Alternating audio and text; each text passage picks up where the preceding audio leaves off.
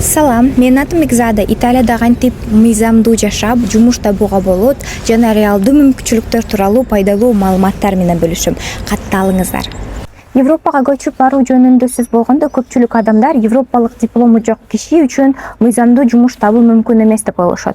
Италияда жумушка тек гана мыйзамсыз келип, андан кийин жылдап амнистия күтүү керек деген стереотиптер бар, бирок бул андай эмес. Бүгүн мен сиздерге Италиянын расмий мамлекеттик квота системасы Decreto Flussi, Decreto a потоках деген жөнүндө айтып берем. Жөнөкөй тил менен айтканда бул эмне? Ар бир жылдын башында Италиянын өкмөтү эмгек рыногун изилдеп, кайсы тармактарда жумушчу күчү жетишпей жатканын аныктайт жана атайын мыйзам чыгарат.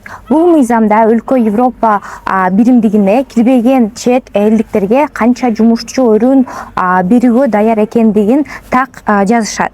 Бул абдан чоң көрсөткүчтөр. Мисал алганда, ушул жылга мамлекет тарабынан 164 миңден ашык жумушчу орун бөлүп беришкен. Эми кайсы тармактар эң суроо тарапка жана реалдуу түрдө кандай жумуштарга кирсе болорун талдап көрөлү. Бул жалпы квота эки чоң категорияга бөлүнөт: сезондук жумуштар жана сезондук эмес жумуштар. Сезондук жумуштарга туризм тармагы кирет. Бул мейманканаларда, ресторандарда, курорттордо иштөө жана ошондой эле айыл чарбасы, мисалы ошол эле фермаларда түшүм жыйноо кирип калат. Бул тармактарда уруксат алуу эң оңой, бирок виза 1 жылга 9 айга чейинки эле мөөнөткө берилет.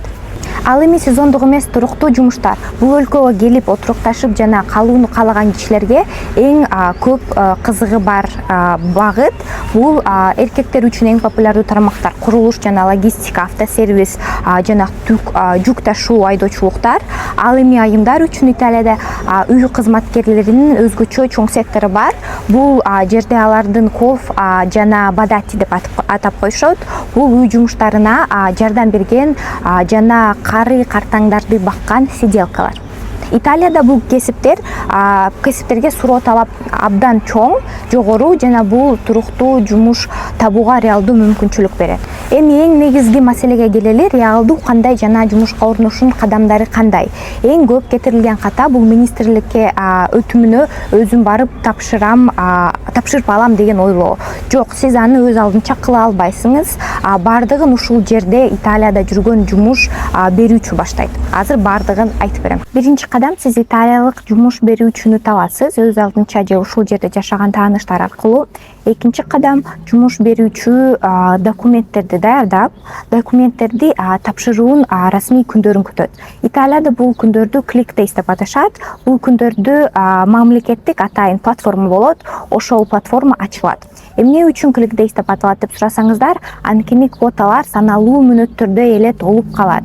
Андыктан жумуш берүүчү өз убагында баскычты басып, сиз үчүн өтүнмөнү жөнөтүү үлгүрүшү керек. Үчүнчү кадам: эгер өтүнмө квотага кирип калса, иммиграция кызматы nulla osta деген документти берет. Бул жумушка орношууга расмий уруксат. Ошондон кийин гана сиз өз өлкөңүздөгү Италиянын элчилигине барып, мыйзамдуу жумушчу визаны аласыз.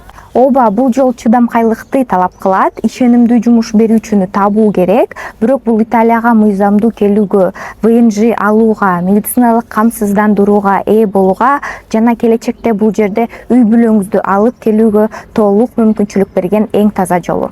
Кийинки видеолордо мен Италиядагы жашоо тууралуу пайдалуу маалыматтар менен бөлүшөм. Жана дагы интервьюларды алып калам. Бул жерде жашап жүргөн кыргыз эже байкелерибиз менен. Ошондуктан катталып, суроолоруңуздарды комментарийге калтырып, кийинки видеолордо көрүшкөнчө салам.